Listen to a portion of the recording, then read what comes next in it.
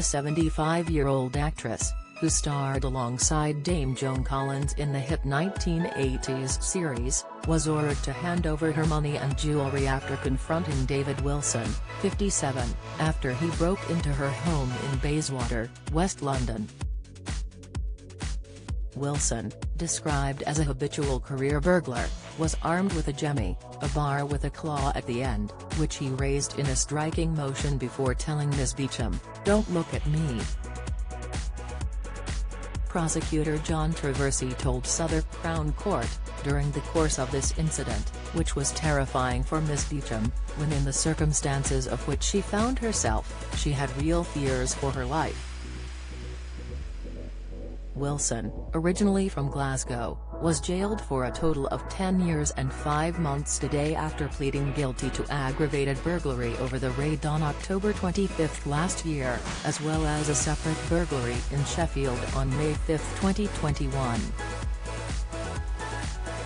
Judge Martin Griffiths said, "What you did had a traumatic effect on her. You violated the safe space of her home, causing her to be suspicious of non-existent threats and even the difficulty of learning her lines when she goes for an acting job." Ms. Beecham, who returned to Coronation Street as Martha Fraser last year, more than 12 years after her last appearance in the ITV soap, described the raid as a total violation of my privacy. Reading from her victim's statement, Mr. Traversy said, "She says what she had considered her very safe, cozy cottage no longer feels safe." The prosecutor described an incident where Ms. Beecham thought she heard a noise upstairs when she had come home and got her neighbor to stand at the door while she checked. Ms. Beecham had a knife in her hand and didn't even realize this. She didn't know what she would have done, if anything, he said. She had to ask her partner to come and get cash out of a cash point and felt herself being more aware of people in the streets and making more of a conscious effort to avoid contact with others. She found it very hard to learn her lines. She is an actor.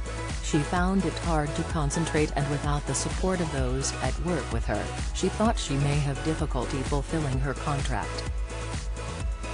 She was frightened to return home, which she had always considered as her safe place. She considered herself strong mentally, but it made her feel old and vulnerable.